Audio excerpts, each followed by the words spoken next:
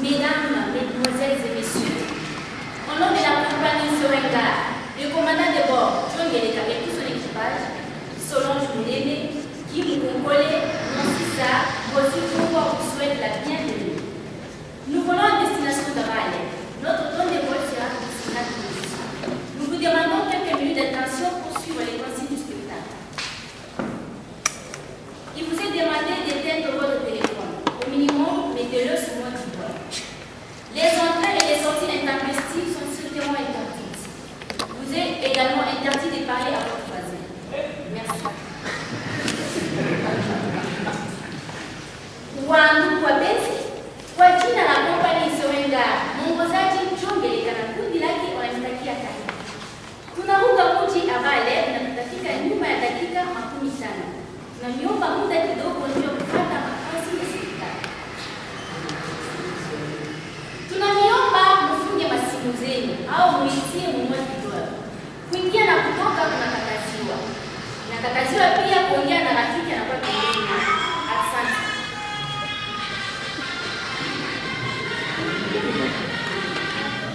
Baada kama mama ndio. Ndugu ya kompani Sorenga, ukambia beko John Geleka na ngomba na ye, bato bilipine kuyi kulamu.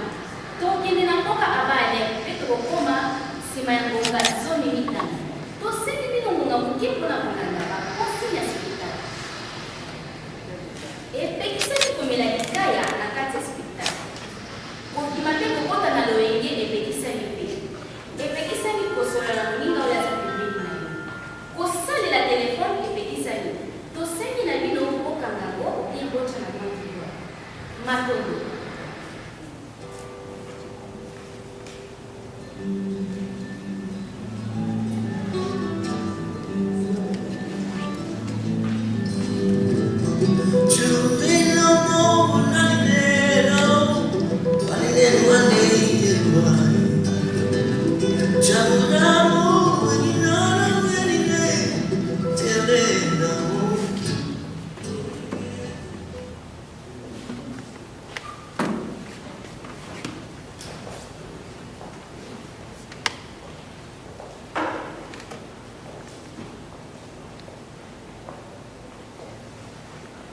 Il a pris un vol de nuit.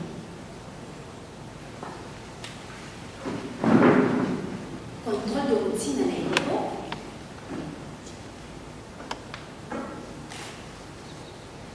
Pas vraiment.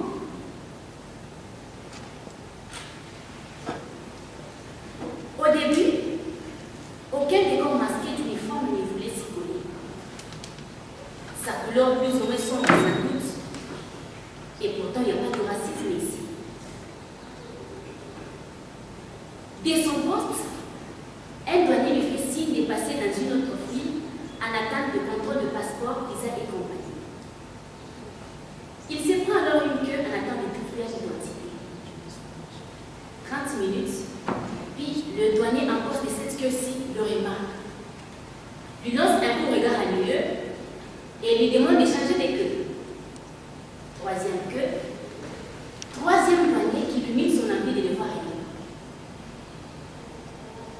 Il fait mine de protester, mais les douaniers prennent l'air de s'emporter. 1 heure plus tard, il se retrouve dans la queue de départ avec le même douanier qu'il envoie se faire échographier ailleurs. Face à ce qu'il prend à présent comme un mépris qui a prisonnier de la part des douaniers, il s'est dit sans doute qu'il est plus que temps de protester de lui. Le second douanier ne lui laisse pas les temps et invexive le premier à sa place. Et finalement, le douanier finit par se bagarrer pour ne pas avoir à s'occuper de lui.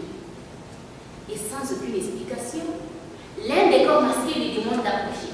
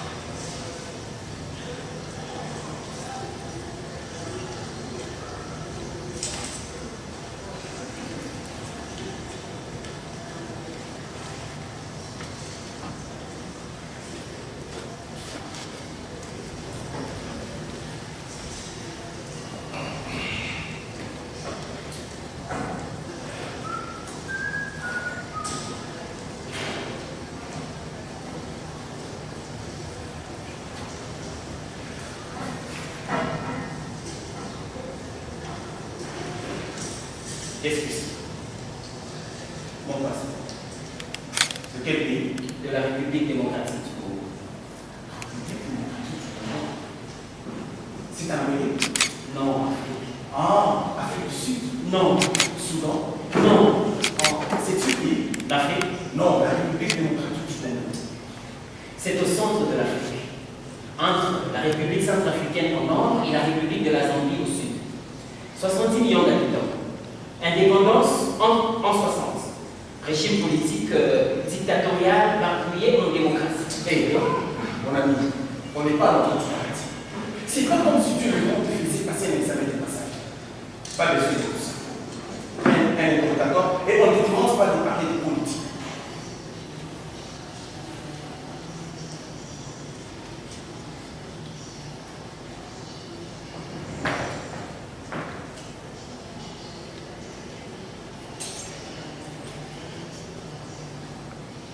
Écrivain, qu'est-ce que c'est? Mon métier, mais c'est écrit. Ah, tu écris? Oui. Oh, donc tu es journaliste? Non, je suis écrivain. Et en tant qu'écrivain, qu'est-ce que tu fais? Mais j'écris. Oh, donc tu es journaliste. Métier, journaliste. As-tu déjà fait de la prison?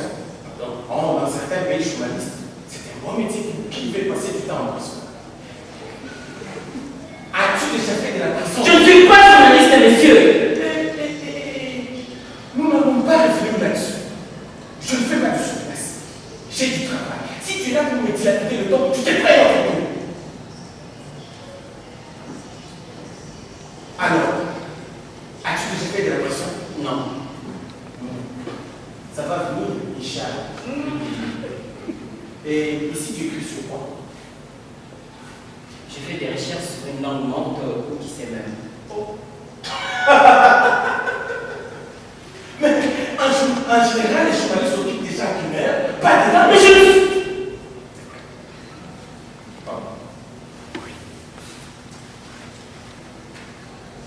Et tu vas après les yeux faire des fous. Je cherche des gens qui parlent cette langue. Je le sois. Ah. Django. Django San. Abaria. Vous parlez Swahili. Oh, mon père parle. Pas moi. Ou Justin. Passe à la maison un soir, ou demain soir. Rentre les gens en bas. Tu verras les gens.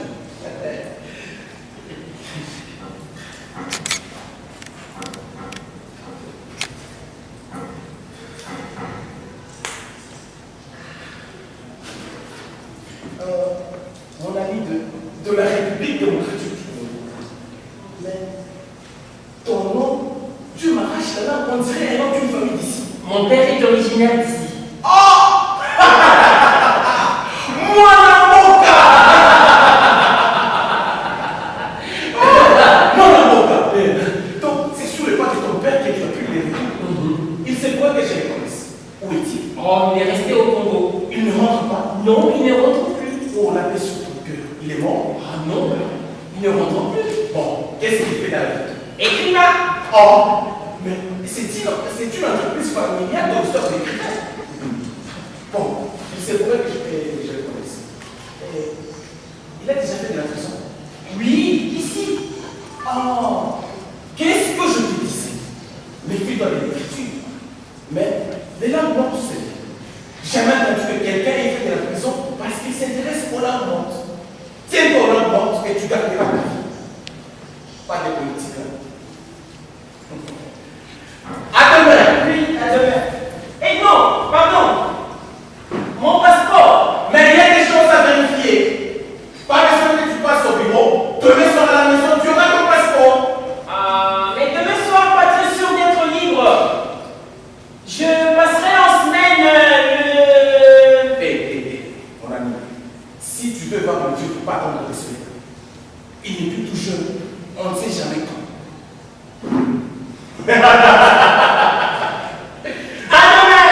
Bienvenue dans le pays de ton père.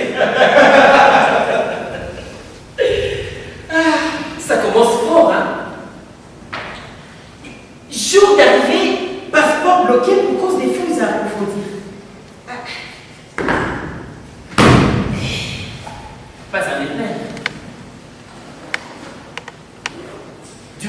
j'ai déjà une piste pour ma recherche. Enfin, si la piste tient vie jusque demain.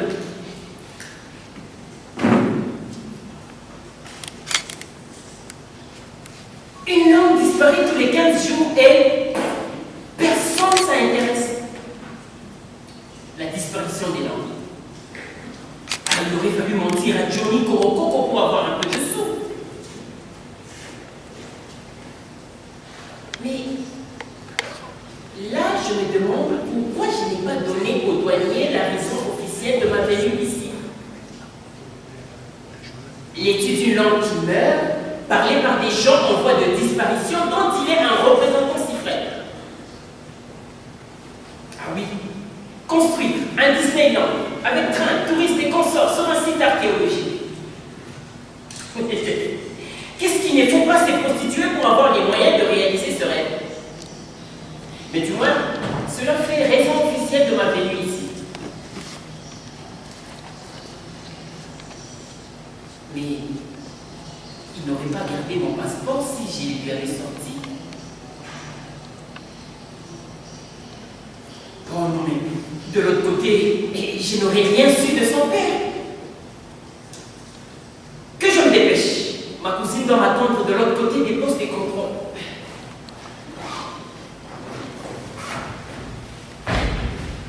Voilà. 4 heures à attendre pour franchir les postes de contrôle. Père m'avait donné quelques noms des policiers à voir, mais il n'y avait pas moyen de savoir. L'inquiétude m'a amené rentre. Vous comprenez? Son père, le frère de mon père. Mais il prenait bien des risques avec ce qu'il écrivait. On peut dire qu'il avait la lame dans d'autres poches que le sien. Des poches qui s'en accommodaient mal, alors forcément un jour, il a dû prendre la route et puis jamais il est revenu. Et voilà que son fils revient et met le temps à venir dans les halls de l'aéroport qui s'est vidé des montres. Alors bien sûr, l'inquiétude a poursuite. Elle n'était pas bien loin. Surtout que son fils, son cousin, sa langue, je ne savais pas où il a gardé. S'il a comme son père, la manie n'est pas la tenir, enfin plus de peur que de mal.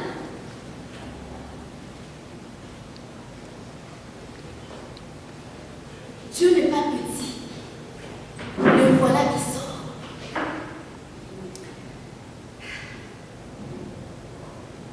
Dieu lui a donné de la beauté avec générosité. Je me dis, pendant qu'il m'étend son sourire servi sur un bonjour, et tout le reste a suivi.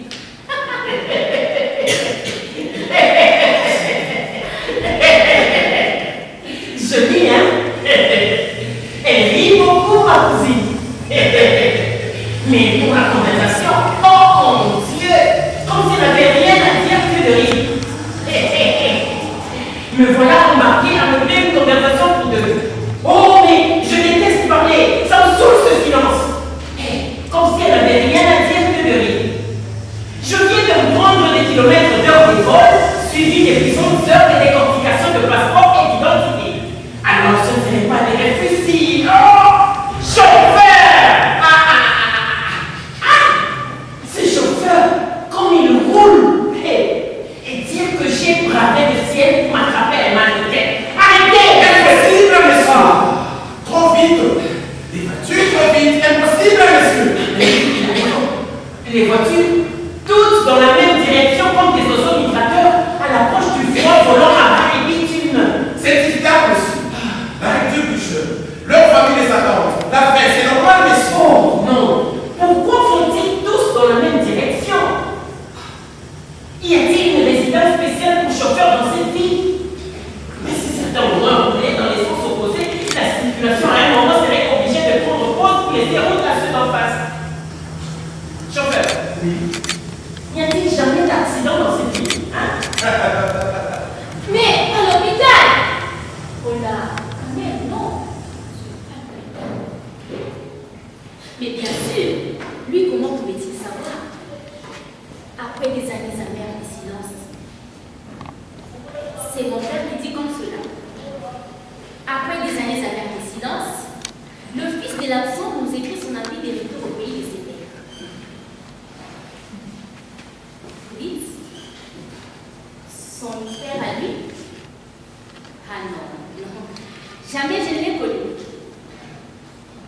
suite à l'époque où il a pris son chemin vers ici. Ah, j'ai appris quand même son histoire. Vous savez.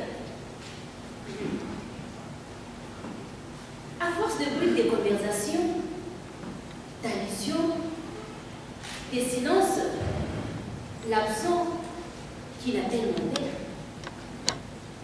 il n'a jamais rien fait comme les autres. Au lieu de brûler docilement son service militaire avec fierté, comme les autres garçons de la famille, il est parti dans les pays d'à côté, au Rwanda. La famille lui en a gardé tant, hein. Surtout qu'en son retour du Rwanda, il s'est mis à crier son droit de dire non à tout ce qui ne sonne pas oui dans son cœur. Il a fini par connaître la prison, et pas qu'une seule fois d'assurer. Ah, c'est son fils qui comblait les silences du jour au lendemain. Il étudiait une langue ancienne. Il revenait au pays de son père pour y chercher une langue. Vous comprenez? Une langue. Ah, je connais bien mon père. Je le connais très bien. En d'autres occasions, son silence aurait suffi comme réponse au fils de l'absent. Mais là, c'était la solution à ses problèmes. Et ses problèmes, c'est moi. Tout faire pour que la honte ne l'attrape pas. En tout cas, pas lui, le fils le plus obéissant du grand-père, que la honte passe son chemin.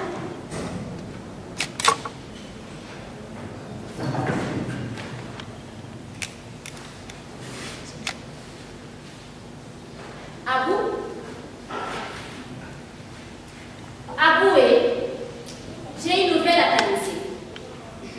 C'est à propos de ta fille aînée. Son ventre est devenu celui d'une mère. Qui a osé? Qui femme?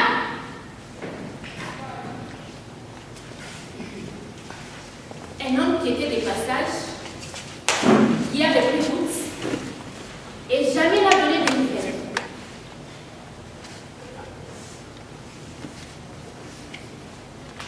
Un homme qui était de passage, qui avait pris route, et puis jamais n'a donné de nouvelles.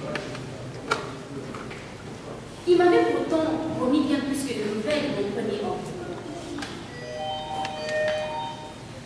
Alors, père a dit que pour éviter la honte, je garderai la maison jusqu'à ce que mon ventre ferait 1000 de poignets. Et que mère ne devait plus sortir de sa chambre. Plus personne ne la verrait désormais jusqu'à ce que l'enfant sorte de mon ventre. Il pourra l'annoncer alors comme les leurs, pas le mien, afin que la honte fasse son chemin.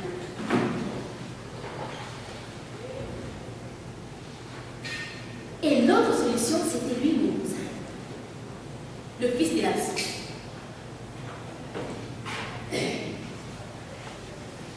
Arrange-toi pour qu'il vienne à toi. Tu sais comment t'y prendre avec des façons de femme. Des paroles à la douceur de la pistache. Je ne m'abuse. A dit mon père.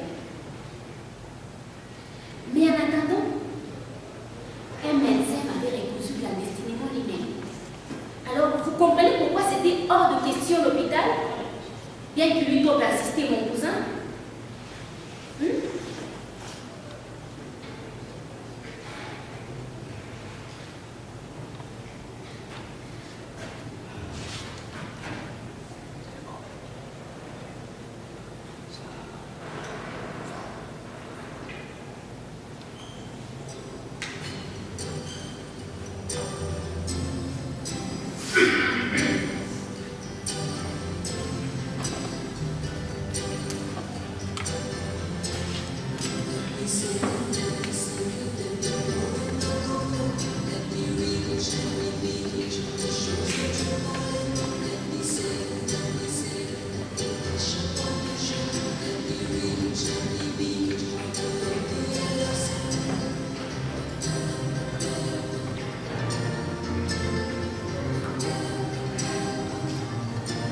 L'hôpital, c'était hors de question.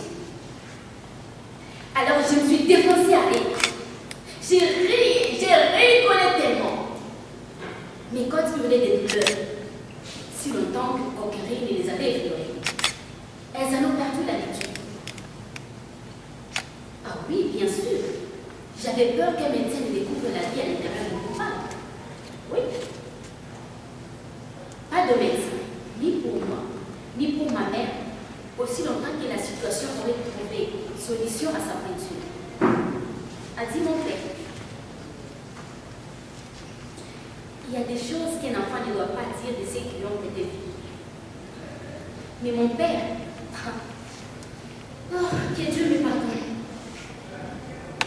Depuis des années, c'est comme une vieille peau de chameau incrévable au travers de ma gorge. Juste bon à pourrir la vie.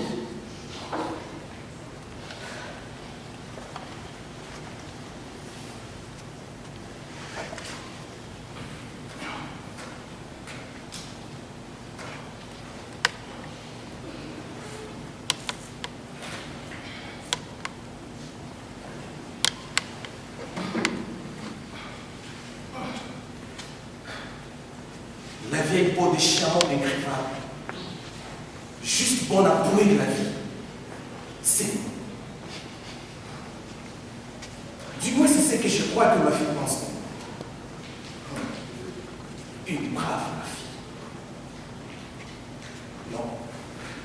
Je ne lui ai jamais dit que je la trouvais brave. Il lit des choses qui ne existent pas.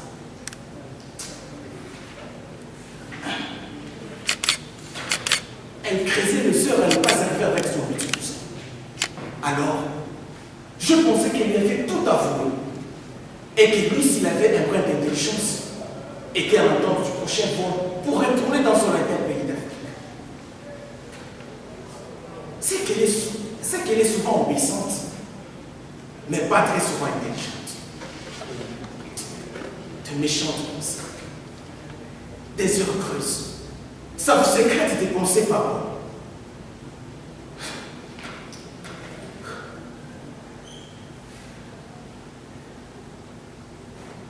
Elle a réussi à revenir avec son petit cousin.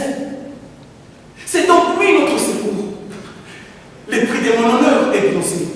L'honneur de l'Orient en est un Soudanais. Congolais, mon oncle. Ah, Congolais de la République démocratique du Congo. pardon? Vous avez cherché à savoir si mon père avait la santé bonne au Soudan. Je suis Congolais. Nous habitons le Lubumbashi. Tu es arabe. Ton père est arabe. Et ton fils sera arabe. Mais ma mère... Oh, ta mère est une enfant de Dieu. Qu'elle soit de la République démocratique du Congo ou du Soudan, Dieu ne porte aucune différence entre ses enfants. L'homme, c'est l'homme, tu comprends? Une femme. Quoi? Ma mère est une femme, pas un homme. Homme ou femme, tous sont enfants de Dieu. Bienvenue à toi, chez toi, ici.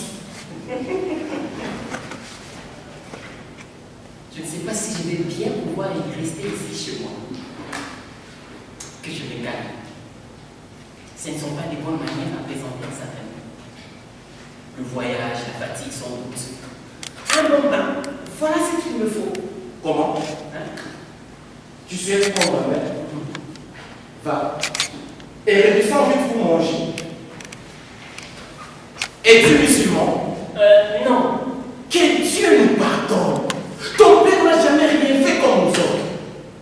Chrétien? Non, enfin, non. Donc ton père ne t'a pas donné de religion? Non. Il t'a donné la vie sans te donner de religion. Il m'a donné le choix. Et tu as choisi. Rien.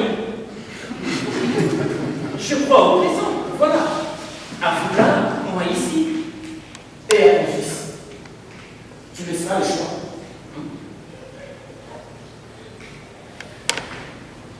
As-tu une femme? Des enfants? Que Dieu te bénisse, mon fils. Ça, c'est bien. Et à ton fils, tu laisseras le choix de se donner sa propre religion. Ah oui, je crois. C'est grave, ça. Mais très grave. Bon, nous reparlerons de ça prochainement, lorsque tu auras ton fils. Ah, mais de toute façon, je ne sais pas si j'aurai une femme ou des enfants. Je ne crois pas. Ne parle pas trop vite, mon enfant. Tu ne sais pas ce que Dieu te réserve. Va prendre ton air. Cela te mettra des bonnes idées en place. et descends vite pour manger. Qu'est-ce qu'il est maigre, ce garçon? Maigre et sans religion. Un malheur n'arrive jamais seul. Qu'il mange, sinon personne ne croira qu'il était capable d'avoir mis quoi que ce soit dans les propos de la vie.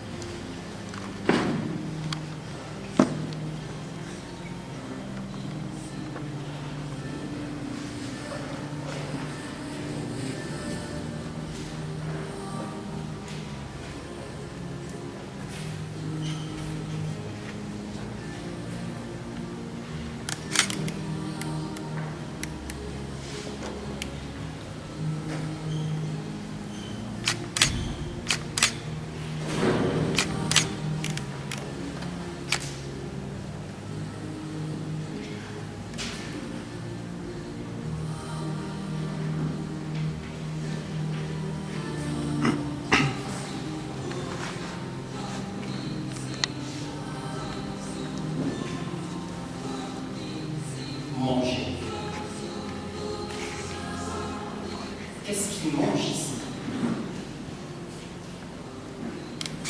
Aimer sa perte d'appétit allait lui donner envie de s'attaquer aux cartes de romantique. Bukari, Bitoyo, Ngai,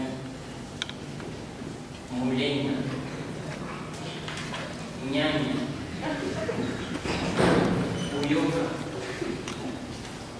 Matembele. Comme s'ils avaient faim de je ne sais quoi qui leur tient le ventre au plat. Manger, même les vieux appellent un petit, avec son sourire miloite. Mange, mon fils.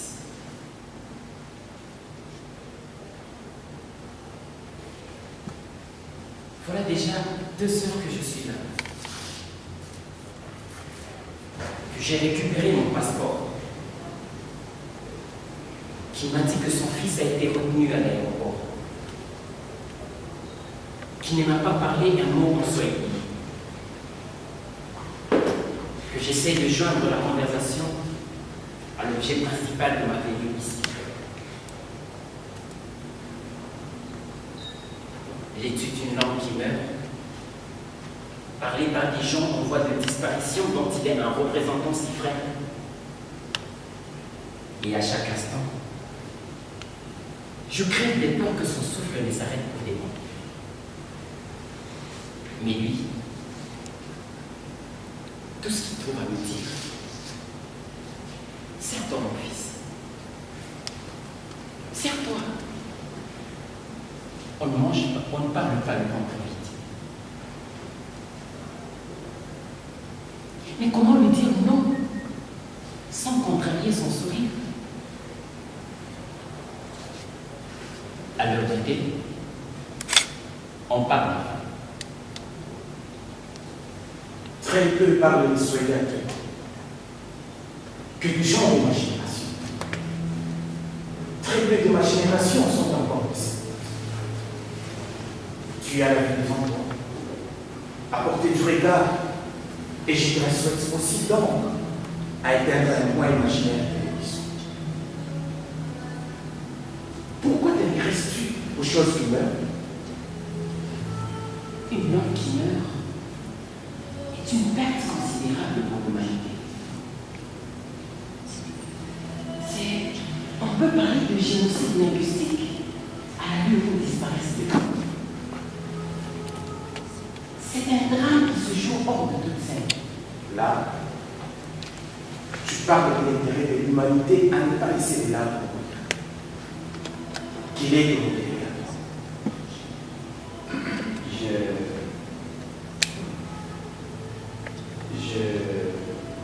Dis-moi ce que tu cherches.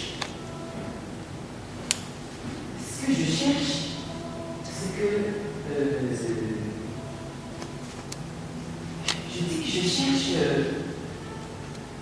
Voilà. Aucun de vos enfants ne parle correctement swahili. Oh, tu l'as dit, c'est une langue honte. Et mes enfants doivent vivre.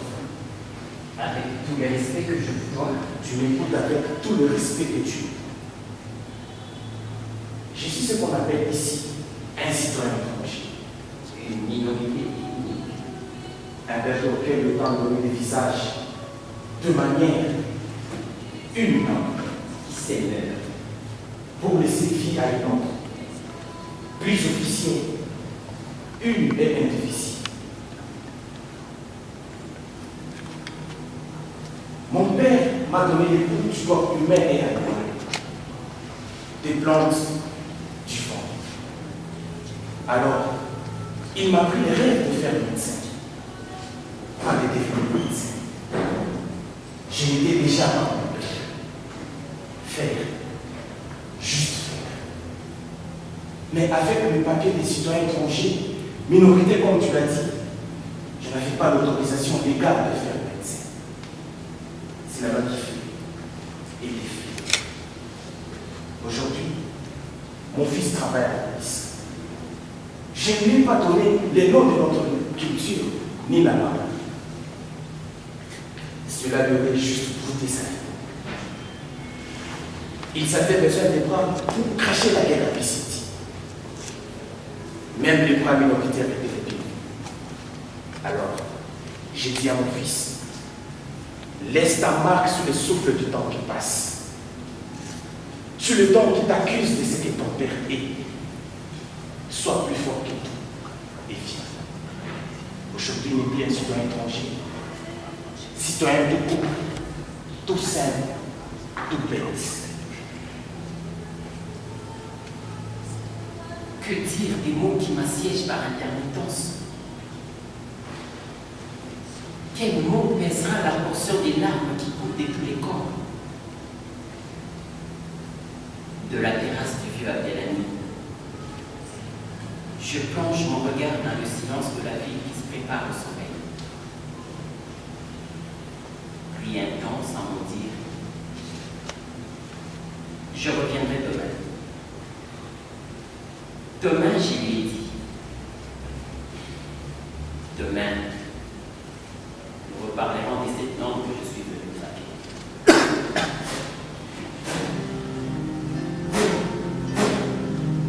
Ce soir, reposez-vous.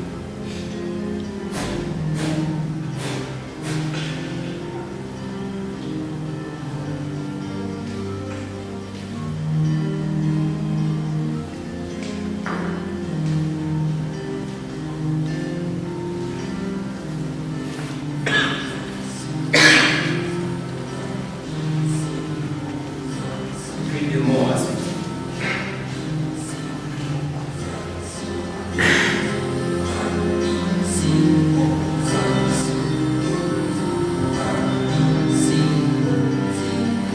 Eh bien, voilà. Le lendemain de son arrivée, je l'ai accompagné chez le vieux Abdelhani. De part de ce policier qui lui avait pris son passeport. Non, je ne suis pas restée. Il voulait être seul chez les vieux et rentrer seul après. Vous savez ce qu'il m'a dit? Tu m'écoutes beaucoup trop. Toute la journée à supporter ma gueule de chien. On dirait ma mère. Je finirai par t'appeler maman. Je rentrerai dans ton ventre et tu accoucheras de moi. Ça m'a fait pleurer. Et après, bien après dans ma chambre, je me suis laissée aller pleurer, pensant à être seule.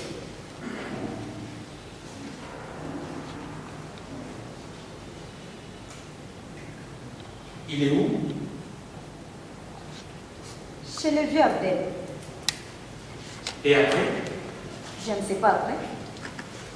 il s'est fait tard. Il n'est pas encore temps. Comment tu vois la situation? Quelle situation? Comment vas-tu t'y prendre pour que ce qui doit se passer se passe? Père, vous pourriez contre l'enfant comme le vôtre. Mon petit frère même, malgré ce qu'il a écrit, jamais il ne manquera de respect ni à vous ni à moi. C'est toi qui nous as manqué de respect, ma fille.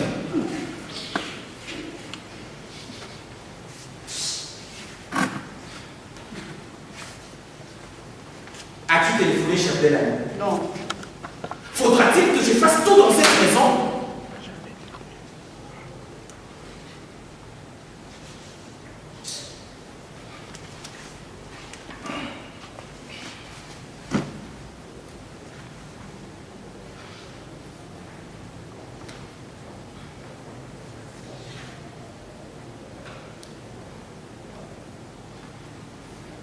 Oui, allô?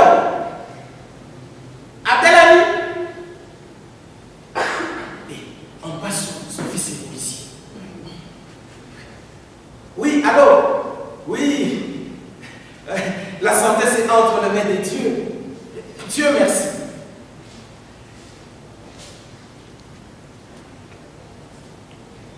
Ah? Mais non. Ah. Oh là là. Oh, Dieu est grand. Il donne, il répond. Ok, fils. Merci.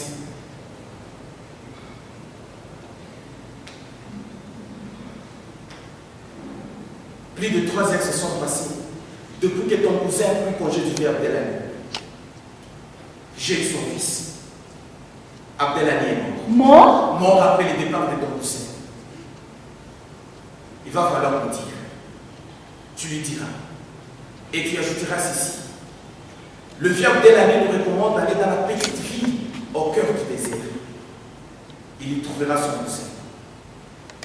Et vous, qui parle aussi de son vie.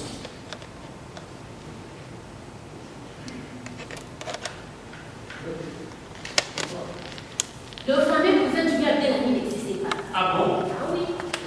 Père m'a manigancé pour nous éloigner mon cousin de moi. Lui donner des temps, loin des voisins, loin de la maison, de le faire venir à moi.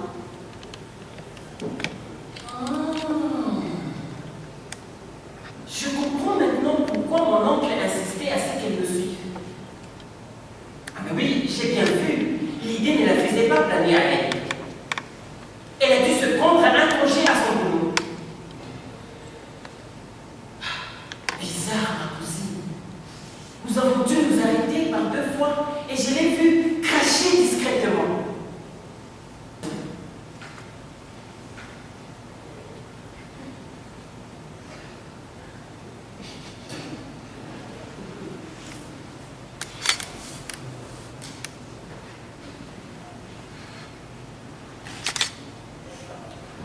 Un bref instant, je plante mon regard sur son ventre, aussi rond s'arrêter. Ben c'est vrai, jamais je n'ai été efficace pour ces choses-là. Mais peut-être devrais-je lui demander à elle, ma cousine. Oh non, calme-toi, c'est impossible. Ben les pattes. Et de toute façon, pas mes oignons si elle porte un bébé. Enfin, je sais pas. 2 heures assis dans cette voiture. Le chauffeur avance des kilomètres, anime autant la conversation. Il en a l'habitude qu'on ne lui réponde pas. Je suis le seul à ne pas goûter au sommeil. La route interminable avec ses déserts à perdre l'espoir.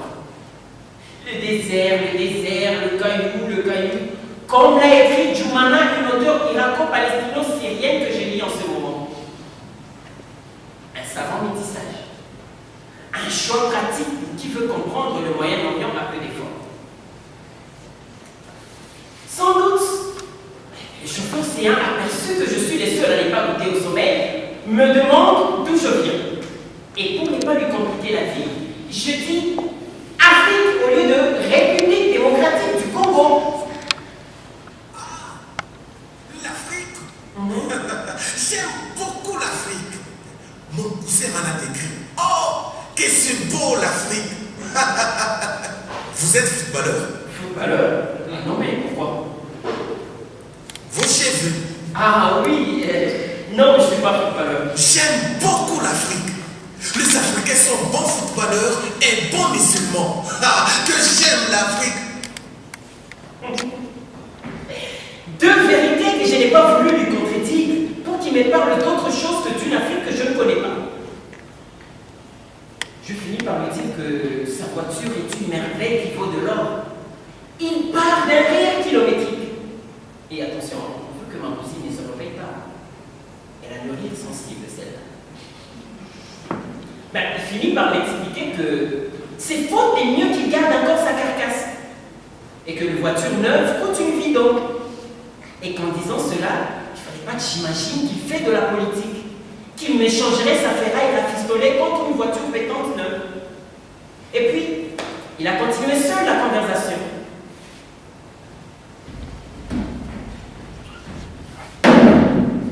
Enfin, la ville pointe son museau.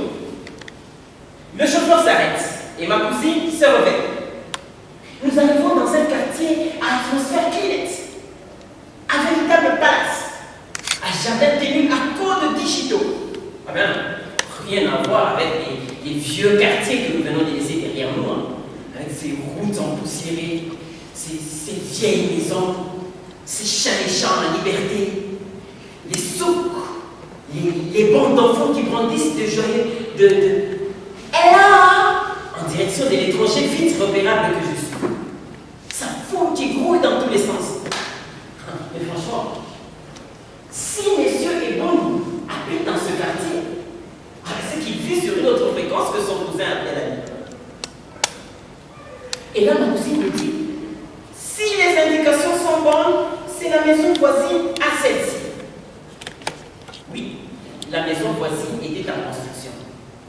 Mais du moins, il me semble habiter la cour, avec ses 5 poussins, 3 poules, un coq, un garçon qui me regarde. Et à notre approche, le garçon court s'est réfugié dans une sorte de dépendance de maison en construction. Une petite pièce rectangulaire, avec 2 petites fenêtres, une petite porte. Une femme, toutes des voiles rouges couvertes, nous claque la porte de nous. Et ma cousine m'envoie faire un tour pendant qu'elle va parlementer avec la femme. Ah oui, mais je suis trop mal pour me poser dans le quartier en l'absence de son mari. Je m'en vais donc flâner dans ce quartier à code digital.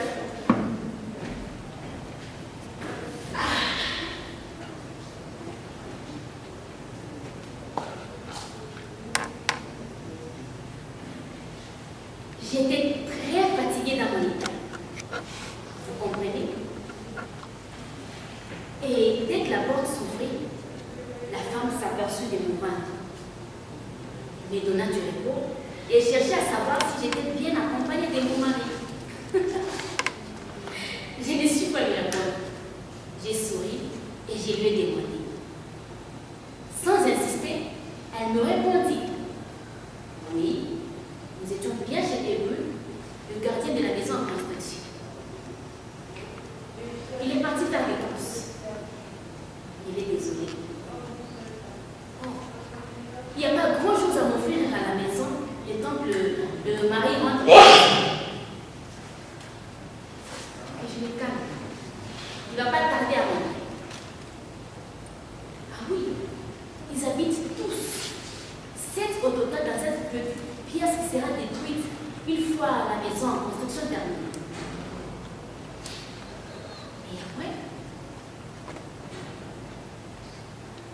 Dieu est grand, il pourvoira. Mais ce visage de mon pays, je le connais, un homme grave. Parfois dans les rues, jamais je ne me suis mise en peine de m'épouser. Oh, trop difficile à faire ce mot.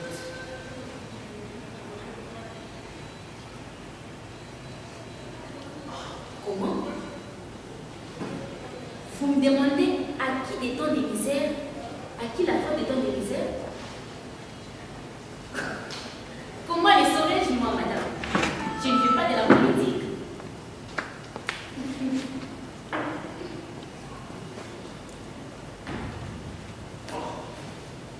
Quel con des noms de Dieu je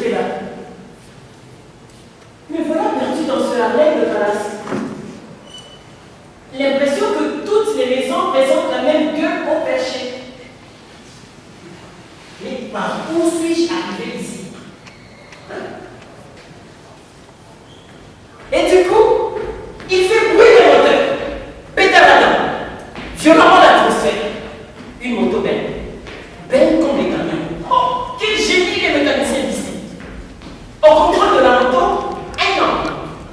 À l'arrière, dans la partie belle, une gamine assise à côté d'immenses sacs poubelles.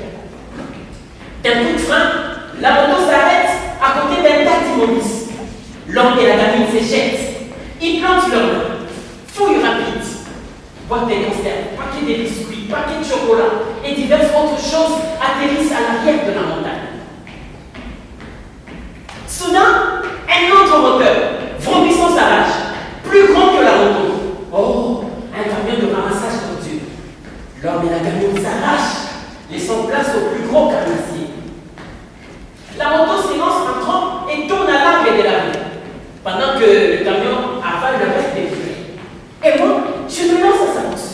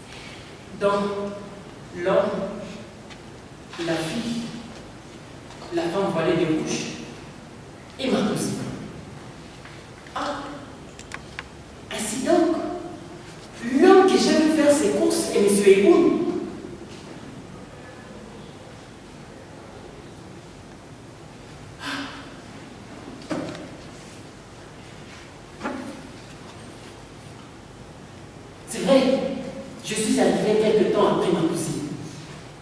Mais je ne m'attendais pas à ce qu'on me dise, votre femme nous a parlé de vous. Ma femme? Oui. Moi. Ah oui, ma femme. Ma femme. Et je ne sais pas pourquoi elle leur a dit ma femme au lieu de ma cousine. Mais elle doit sûrement avoir une raison. Elle leur a parlé de mon congé et il lui a dit qu'il n'était pas le cousin d'Abdelani, que s'il pouvait nous offrir son service. Mais comment lui dire de ma quête de l'homme, lui qui trompe la fin des siens à la crème des poubelles? Mais comment lui dire que j'ai des mots d'insomnie à potentiel qui me trouvent dans la tête?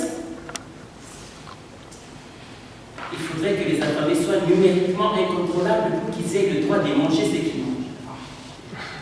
Ah non, il faudrait que j'appelle Johnny Kourobo.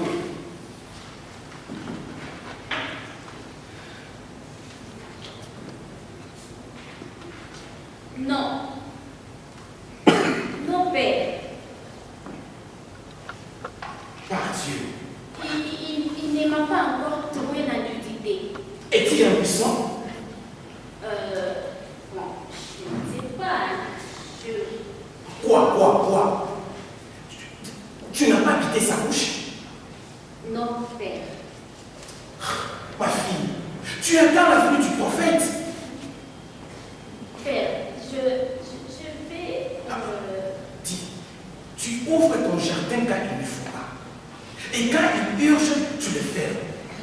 Ouvre ton jardin, ma fille, pour l'honneur de la famille. Père, c'est que... je ne sais pas comment m'y prendre.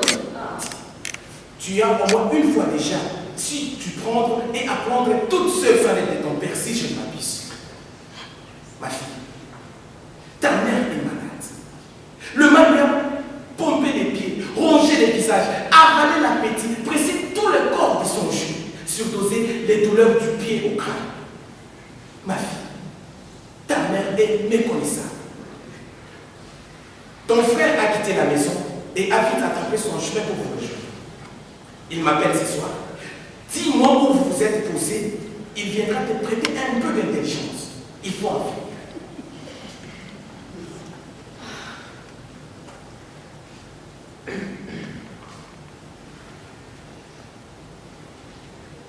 La peur m'en a creusé le ventre.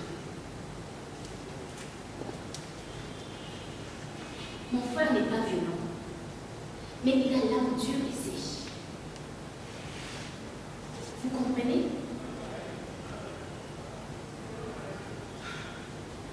La situation est là-bas de mon père trop vite. Cet enfant dans mon ventre trop vite. Mon cousin trop vite. Mon frère qui est arrivé trop vite. Le jour courait trop vite.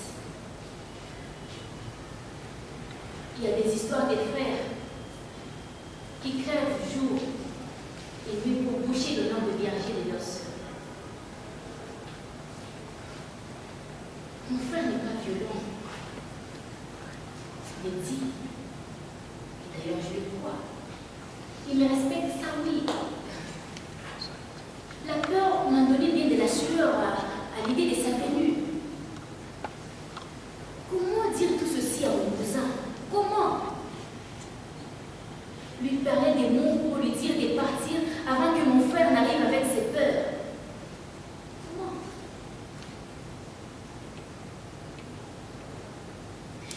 Et cette nuit-là,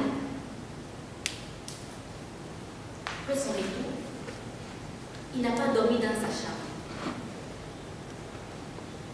Il a posé sa fatigue, sa journée et l'odeur d'arabe dans mon lit. Et il s'est passé quelque chose cette nuit-là. Mais pas ce qui vous prend vitesse de penser. On a seulement parlé. Ah oui. Et c'est lui qui a commencé. Dis-moi ce que je cherche. Je ne sais pas. C'est toi qui te pointes dans mon lit, alors c'est toi qui sais ce que tu cherches. Oh non, ben, je parlais de chercher au sens plus profond. Plus profond? Enfin, plus large. Arrête de rire.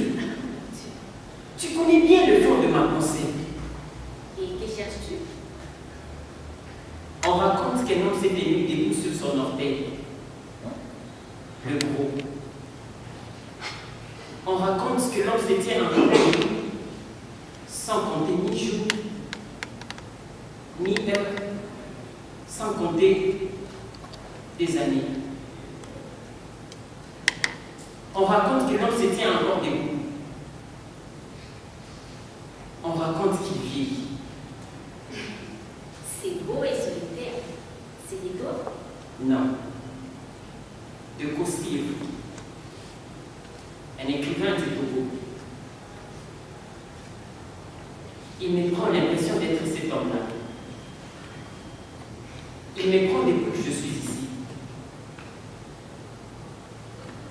On raconte qu'une langue disparaît tous les 15 jours. On raconte qu'un homme a pris son gros orteil et l'a posé sur les dos. Ça lui a fait une bourse. L'homme a pris la bourse. Il a pris route. Il a pris ses ongles. Il a pris temps. Il a pris du pays. Et dans le pays de son père, que cherche-t-il?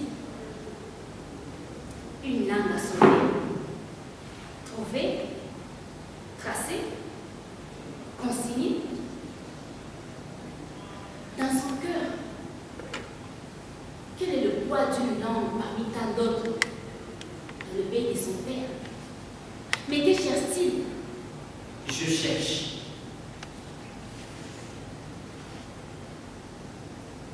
C'est vrai. Nous aurions dû partir ensemble retrouver mon père. Mais j'ai parlé à mon frère. Qu'il s'en aille et nous laisse le temps d'arriver. Mon frère a pris route. Et puis, j'ai attendu que mon beau aille tout seul en ville pour partir en moto. Je lui ai laissé une lettre.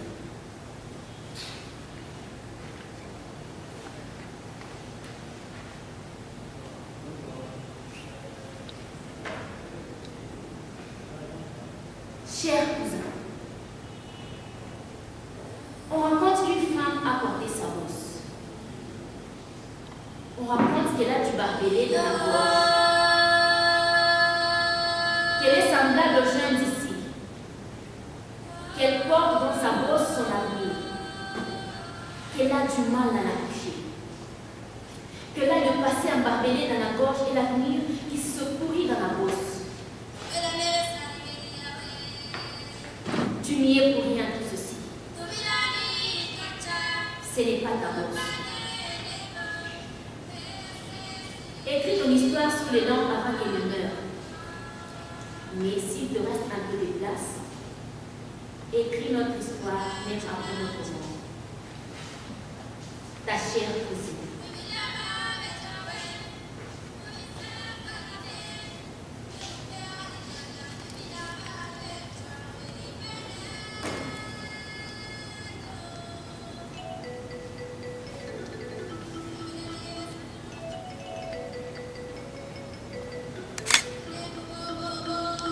Père, au nom du Tout-Puissant, bien respectueusement de notre salut, je t'embrasse. Dieu m'aide, ma bouche et mon cœur dont toujours pour de respect et d'obéissance. Et pourtant aujourd'hui, Père, je vais manquer au devoir d'obéissance qu'un fils doit à son père. C'est à propos de ma sœur. Vous savez combien que je l'aime, que le malheur m'avale. Si jamais il arrive que l'ingratitude m'écloue le trou dans la tête et me fasse oublier tout le bien que nous lui devons. Lorsque la maladie a vomi son haleine fétide sur mère et toi, elle a refusé plus d'un prétendant pour pouvoir s'occuper de vous et de nous, ma petite sœur et moi. Aujourd'hui, c'est encore elle qui reste auprès de vous pendant que nous cherchons à tracer nos vies hors du toit familial. Cependant, Père, il m'est difficile d'accepter votre décision. Vous savez qu'en ma qualité de fils unique, j'ai été dispensé du service militaire. Mais s'il arrivait que l'enfant de ma sœur, que vous avez décidé d'annoncer comme le vôtre, soit un garçon, je ne serai plus fils unique. Je l'avoue, Père, je suis un fils digne, mais j'ai peur du service militaire. J'ai des amis qui l'ont fait, certains n'en sont pas revenus, d'autres auraient mieux fait d'y rester. Je vous en supplie, Père, trouvez une autre solution. Sinon, je suis capable de tout faire pour que ma soeur perde son enfant. De tout, Père, même si j'aime